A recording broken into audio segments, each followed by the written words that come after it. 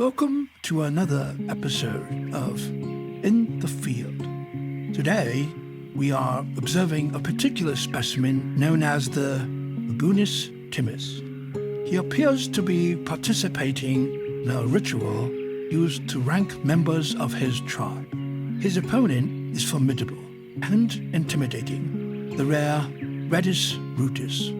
For this particular contest, Redus Rootus will be making the first move. He uses a card that lets him search his deck for a fortress. And here we can start to see the baboon think. All of his brain cells are firing, and that's when he springs into action. Immediately, he plays a card that searches for Nazareth and puts it into play, hoping to stop any searching the opponent might be doing. But it's too late. His opponent has already done all the searching he needed to. It's at this moment where Baboony realizes his folly. He looks at the cards in his hand and realizes that 4 of them have search abilities. This is not how he wants the game to be going. Now, severely limited by his own actions, Baboony is forced to make an ineffective chunk block. He sends Herod the Great to an early grave. The first turn has probably gone about as bad as it could go. As he draws his cards for his turn, despair starts to set in as he realizes how the rest of the game will play out.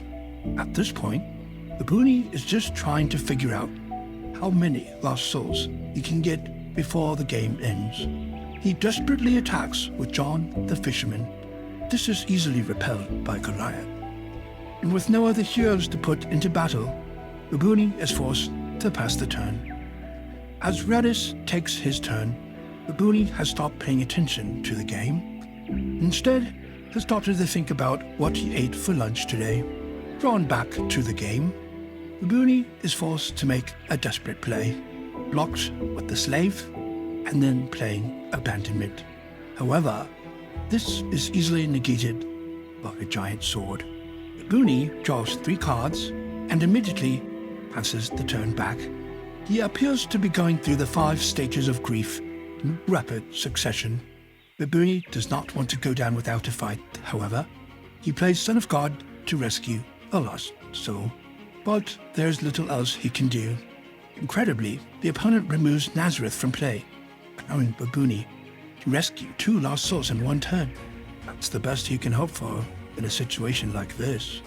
Forced to block with his own John that fell away, Baboony surrenders his 3rd lost soul and prays for the end to come quickly. Baboony's field consists of 1 card, and opponent's field consists of many. During the last turn of the game, Baboony tries to find a way to rescue a 3rd lost soul. He finds an eternal inheritance from his reserve, thinking he could play it in battle to rescue another lost soul. Sadly, he doesn't realize a covenant has to be active for this plan to work. He searches his deck for Simon and forces the King of Tyrus to block. Simon tries to love the King of Tyrus, but that is negated.